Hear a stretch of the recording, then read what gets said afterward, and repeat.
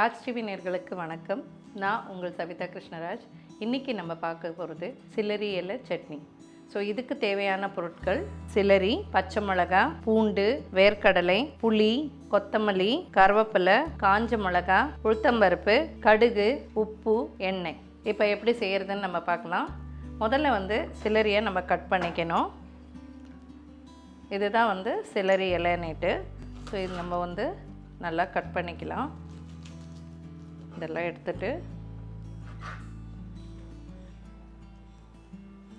இந்த மாதிரி பொடிசாக கட் பண்ணிக்கலாம்.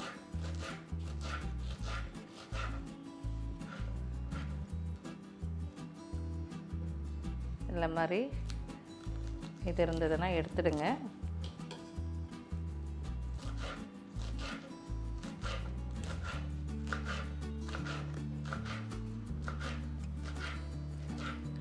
இது ஒரு பக்கம் கட் பண்ணி வச்சுக்கணும்.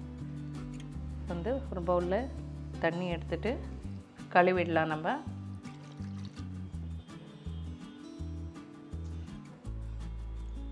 இந்த மாதிரி கழுவி எடுத்துக்கலாம். பச்சை மிளகா இதுக்கு தேவையான பச்சை மிளகா ஒரு 4 எடுத்துக்கலாம். 4 பாதியாக கட் பண்ணி வச்சுக்கோங்க. ஸோ அவ்வளோதாங்க. இப்போ நம்ம தவா வச்சுட்டு எப்படி பண்ணுறதுன்னு பார்க்கலாம். ஸோ இப்போ பேனில் கொஞ்சம் எண்ணெய் போட்டுக்கலாம்.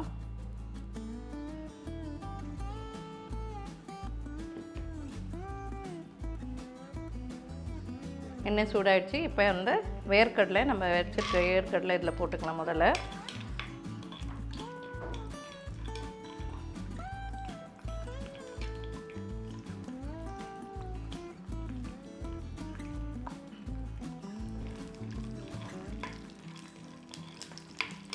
வேர்க்கடலை நல்லா வேகட்டும். செல்லரி நம்மளுக்கு ஹார்ட்டுக்கெல்லாம் ரொம்ப நல்லதுங்க. அது நீங்கள் எப்பப்போ நீங்கள் பண்ணி சாப்பிட்டுக்கலாம் இது. ஸோ அதை சூப் பண்ணியும் சாப்பிடலாம், இந்த மாதிரியும் சாப்பிடலாம். சட்னி ஒரே வகையாக சட்னி நம்ம பண்ணினே இருக்கோம். ஆனால் இந்த மாதிரி டிஃப்ரெண்ட்டாக பண்ணால் நல்லாயிருக்கும். டிஃப்ரெண்ட்டாக இருக்கும், நம்மளுக்கு டேஸ்ட்டாகவும் இருக்குங்க. ஸோ வேர்க்கடலை கொஞ்சம் வதங்கிடுச்சுங்க. இப்போ இதோட நம்ம பச்சை மிளகா,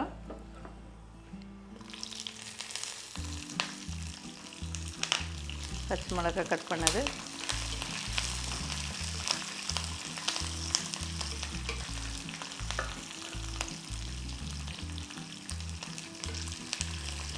இப்போது இந்த செல்லரி நம்ம கட் பண்ணி வச்சுருக்கோம் இல்லையா, அதை எடுத்து இதில் போட்டுக்கோங்க. கொஞ்சம்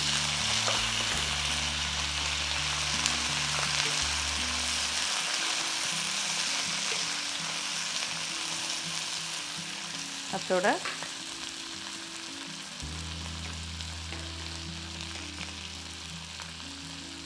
பூண்டு கொஞ்சம், அதே மாதிரி இதுக்கு புளி கொஞ்சம் பிளண்ட்டாக இருக்கும். அதனால் இது கொஞ்சம் புளி போட்டிங்கன்னா நல்லாயிருக்கும் டேஸ்ட்டு.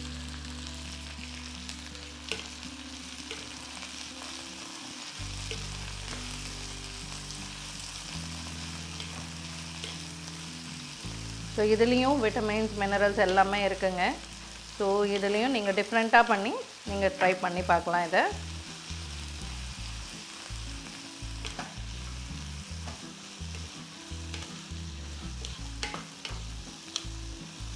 தேங்காய் இல்லாமல் பண்ணுறதுக்கு சில பேர் தேங்காய் சாப்பிட மாட்டாங்க இல்லையா. ஸோ அவங்களுக்கெல்லாம் இதை நல்லா இருக்குங்க. ஸோ அவ்வளோதாங்க. இதை பாருங்கள், வதங்கிடுச்சு. ஸோ செல்லரியும் வதங்கிடுச்சு, பச்சை மிளகாய் எல்லாமே வதங்கிடுச்சுங்க. அவ்வளோதான், நம்ம ஆஃப் பண்ணிக்கலாம் ஸ்டவ்வு. ஒரு 5 நிமிஷம் இது ஆறட்டும். இப்போ ஆறிடுச்சு. இப்போ நம்ம மிக்ஸி ஜாரில் போட்டுக்கலாம்.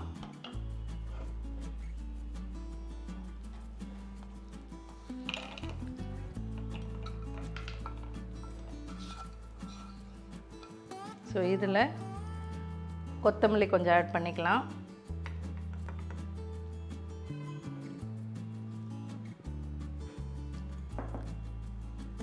இதுக்கு தேவையான சால்ட்டு,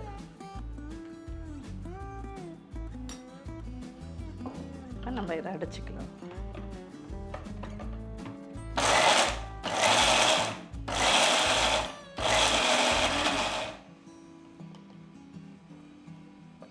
கொஞ்சம் தண்ணி ஆட் பண்ணிவிட்டு நம்ம சட்னி அரைக்கிற மாதிரி அரைச்சிக்கலாங்க.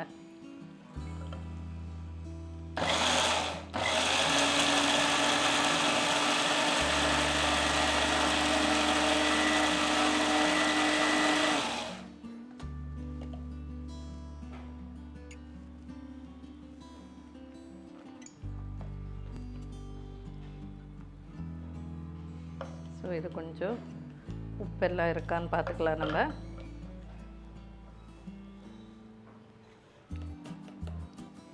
லைட்டாக சால்ட் ஆட் பண்ணிக்கலாம்.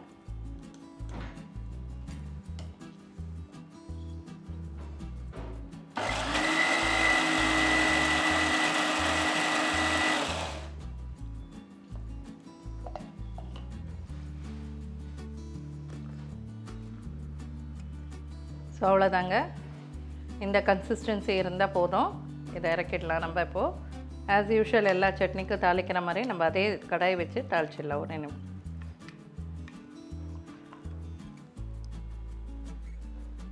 கொஞ்சம் எண்ணெய் ஆட் பண்ணிவிட்டு நம்ம எல்லா சட்னிக்கும் தாளிக்கிற மாதிரி தாளிக்கிறோம். கடுகு, கொஞ்சம் உளுத்தம்பருப்பு,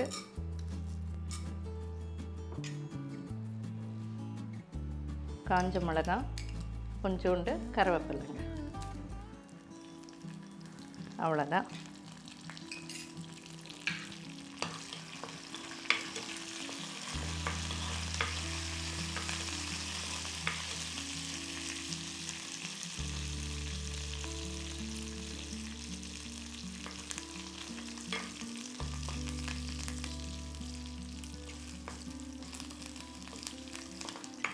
ஸோ பார்த்திங்கன்னா இந்த உளுத்தம்பருப்பெல்லாம் இந்த மாதிரி லைட் ப்ரௌனிஷ் ஆன உடனே ஆயிடுச்சு.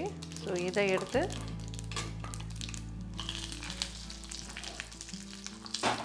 நம்ம எடுத்து வச்சுருக்கிற சட்னியில் வந்து நம்ம போடலாம்.